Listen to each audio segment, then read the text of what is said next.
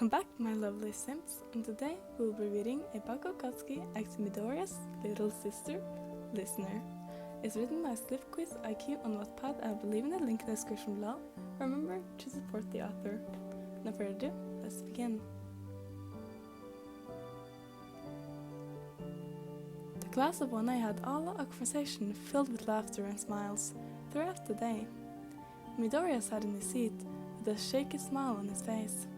Uraraka stood next to him, along with Ira and Todoroki. "Why do you look so happy?" she asked, while putting a hand on his desk.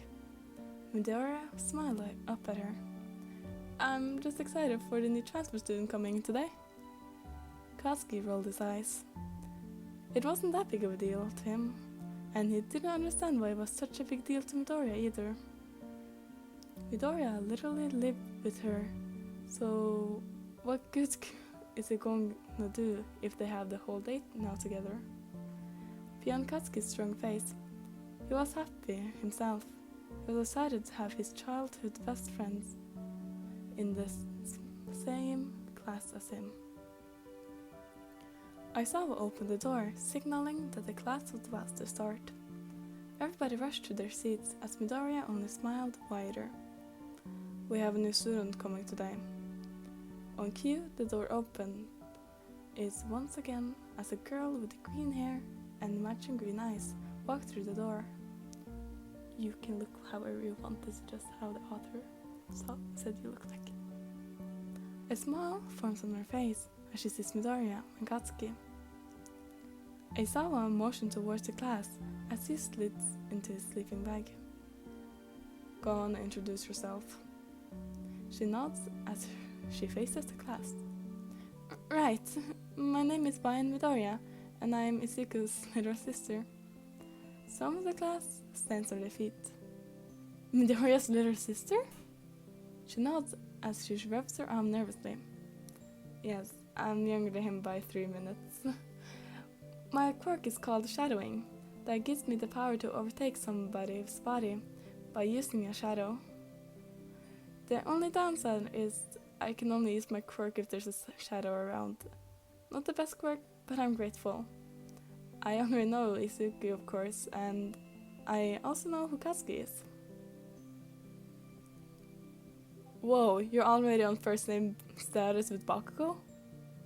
Zero asked, as he looks at the girl. She nods with a smile. "Yep, I've known him nearly my whole life. I've even stayed at night at his house before."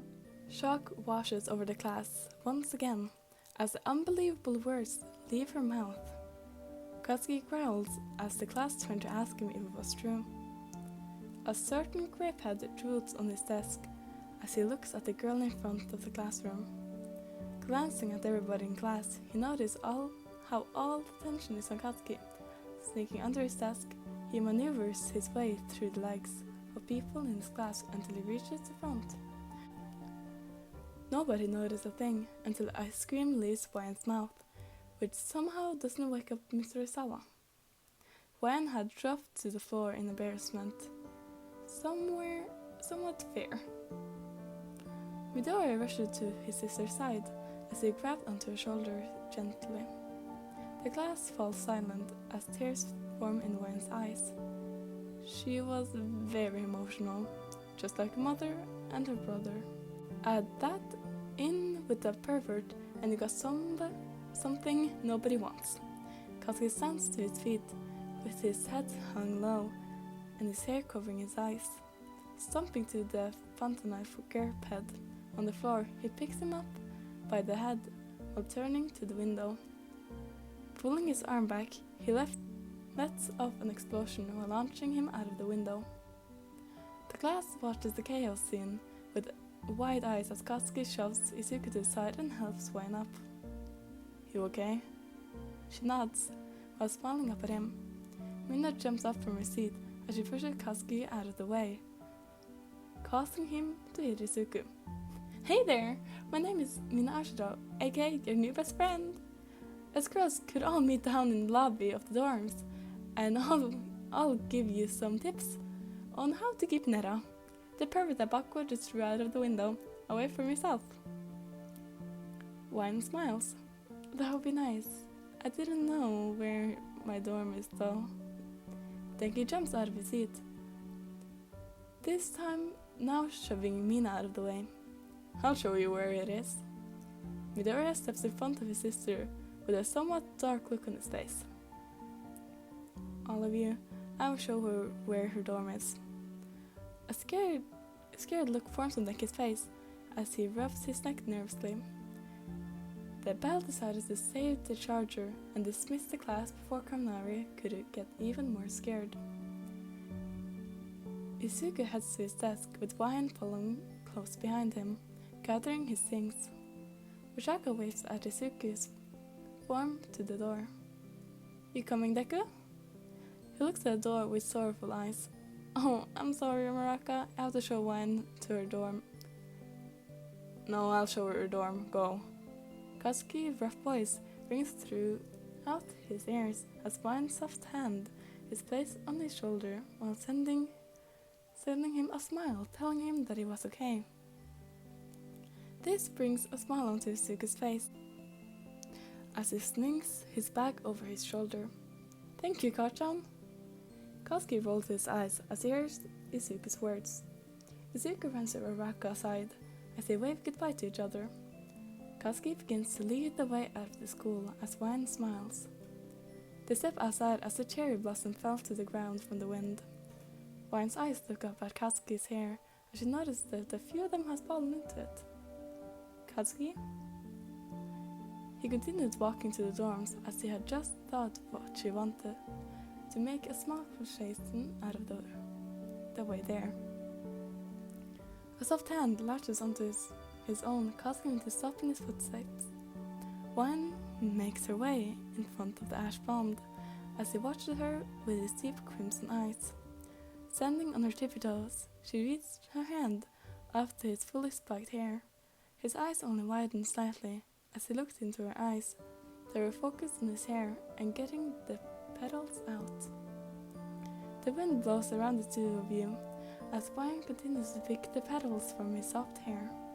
Now noticing his staring, she also looked into his eyes. They were always so pretty to Wyan. Bakugou always hated when she called his eyes pretty. He would always say how it's too girly, a term used to describe a woman, not a man. Wyan didn't think so. She thought many things about Katsuki was pretty, just like a lot of other girls had thought about him. Katsuki always thought of Wyan was gorgeous, everything about her. He knew there were many boys that had seen her before and thought the exact same thing, and he didn't blame them. There would never be a day when Katsuki didn't think about how she could sweep away from him by anybody. But now Katsuki was going to take her away from the other guys. Katsuki places one of his hands on Wyan's cheek, running his thumb across her soft skin. His hands seemed to move on their own as they made their way down her body, taking a rest place on her hips. A petal fell into Wyan's hair as Wyan's soft lips moved against Katsuki's own. Wyan's finger wove into Katsuki's hair as his grip tightens on her hips, only pulling her closer to him. A loud screech brings the two of them back to reality, out of their own world together. Wyan looked to her side as a loud screech of her own fit the air. Izuku, I can explain! Don't tell Mom! Izuku ignores the words as he approaches the two, grabbing onto Katsuki's collar. Izuku looks at his childhood best friend with a deadly look. I don't mind if you date my little sister, but I swear, if you break your heart, I will break your face. More than you ever dreamed of breaking mine. Got it? Katsuki gets taken back by a sudden change of tone and personality. Yeah, got it. Izuku turns to his normal self as he smiles while letting go of his collar. Good. Izuku begins to make his way to the dorms with Araka and Ira, as Katsuki regains himself while looking at Wyan. Anyways, you belong to me now. You got it? A smile forms on her face as she nods at his words. That's okay.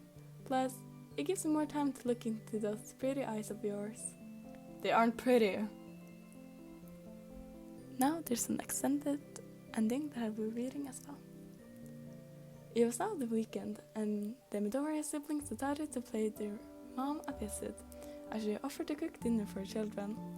Of course, the two agreed, as they were now sitting together at a small table for three, eating their favorite dinner together. The small family sat in a comfortable silence. Izuku put a small piece of broccoli in his mouth.